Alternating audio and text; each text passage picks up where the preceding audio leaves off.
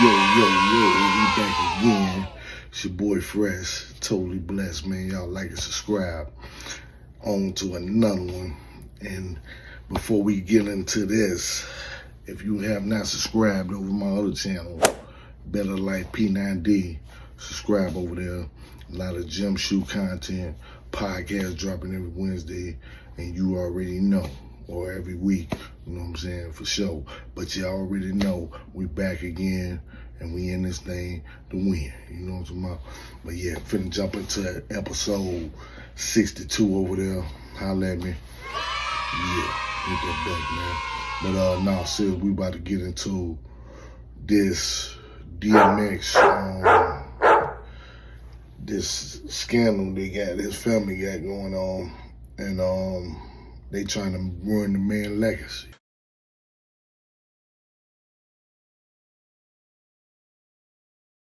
Faded away because X came alive. There were so many times where I go to a show with my dad. I'm gonna say it exactly how it was. We would be backstage, and after his set was up, he'd point to one of his Wranglers, let's call it. He would say, yo, go out to the stage, get about 4 or 5, make sure they're ready to I gotta have 2. My son needs 1, and his friend needs 1. Make it happen. And that was very uncomfortable. Being 12 years old, observing your married father openly, unapologetically cheat on his wife, your mother, my mother, created this split in my mind and actually resented my father for it. And I remember looking like, you lying ass. Like it just kept festering inside of me. At that time, I was frightened to say anything. With him, it was such a his way or the highway. When I would talk to him, he would say that he was bipolar. And I would say, how do you know that? He was like, I know. Like, he diagnosed himself. He was like, I remember being in a group home. And I used to take tests with the therapist. And I remember them telling me that I was manipulative. And he would use those, though, as excuses. Like, there's plenty of times, as a wife, I signed him up into rehabs. He would manipulate them. He was a master manipulator. With the bipolar, his moods were up and down. And not week to week. For him, it was day to day. Sometimes it'd be scary just like being in the house because you didn't know what exactly was gonna set him off. So it was like walking on eggshells, just trying to not to, like make him upset. It's like a dog, like waiting under like a tree that's like gonna bite you. You know it's gonna happen, you just don't know when. I 1000% think he had a lot of demons and trauma and just distractions in his life that really derailed him from just sticking with his family. He was on tour. He's paranoid as hell. We leaving out of the hotel. He has his book bag with his gun in his book bag. Me, him, and his uncle are standing in the lobby. He says someone is following him, watching him, and he pulled the trigger, but because it was so muffled, we couldn't hear it. He shot his uncle in the foot. He fell to the floor. We see blood everywhere. I left my pocketbook on the scene because I just ran out with Earl because he was so delirious. We get in the truck. We take off. God had his hand on our car because they did a whole man search. We were the last cars to make it through the George Washington Bridge. The police shut it down looking for somebody who shot somebody in a hotel. Then he started getting, when he was high and when he wasn't high, very emotionally and verbally abusive. He used to try to make it seem like everything was my fault. And he blew up. And he was like, yeah, you, I don't give a shit. Like yelling and screaming. I don't know why. For some reason, I thought no one could hear us in this room. And then I would come out the room and I would literally be like, hey, everybody okay? Like this was my life. Like I was so up in the head. Xavier was in the room and he was doing push-ups. And I said to him, hey man, I see you getting your guns up. And he was like so serious. He was 14 years old. He said, yeah, I'm putting on some weight because the next time my father speaks to you like that, I'm gonna kill him. The look in his eyes, I will never ever forget. Something electrified through my heart, through my soul. Girl, gotta go. I was 18 years old. My mom and dad were doing couples therapy. So I get a call and my dad asked me, can you bring in some pills? Vicodin is gonna meet you. He's gonna give it to you to smuggle it in because they won't let me do anything here. I said, wait. You're in a drug-free facility. You're asking me to bring pills in for you? I said, yes.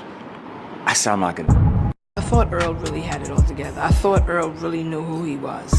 but he was drowning in his lies, his fame, and his mental health issues. The larger he got as an icon, as an artist, in his success, the harder it was for people to tell him no. The people around him was people that was just, yes, you wanna do that? Yes. Wanna do that crack? Yes. How much alcohol you want? Yes. So, yes, his success went up, but him as a human being was declining. You know what I'm saying? One of the late, the great DMX, you know what I'm saying, trying to ruin his legacy.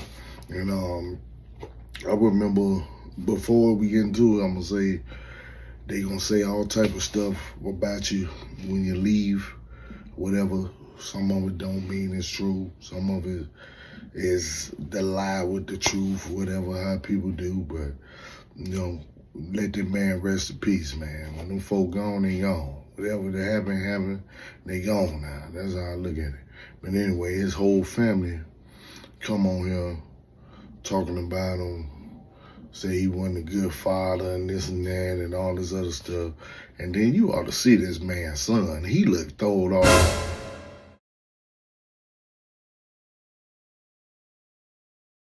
Throwed off anyway. And yeah, he throwed off. You get up there too much old man, regardless of what, your old man is DMX, man. You know what I'm saying? I paved the way for that. You know, but anyway, he up there talking about his daddy tried to put the puss on him at a young age and all this here. You look like you don't want none no way.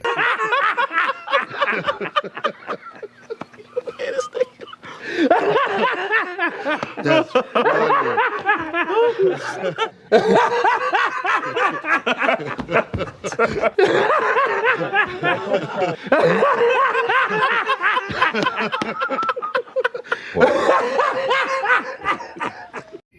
But anyway, you know, it's just crazy, man.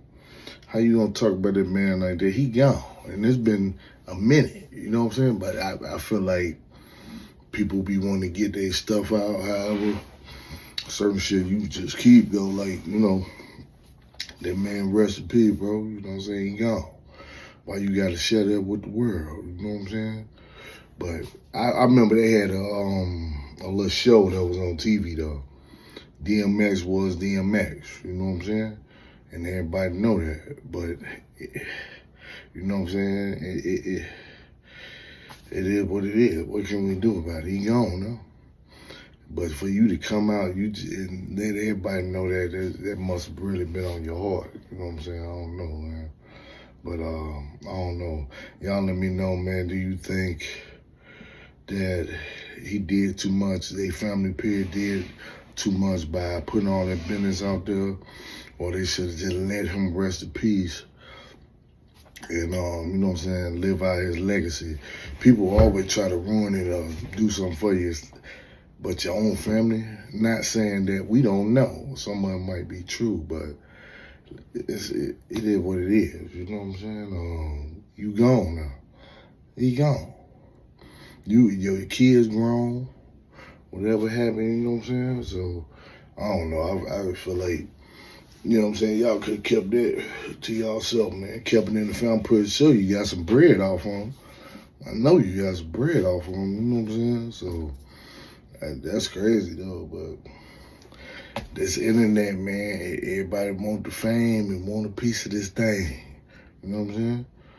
And like, but, you know, y'all let me know, man. I think they bogus, but, you know, people got their opinions. Let me know how you feel. Holla at your boys. It's been real. I'm out.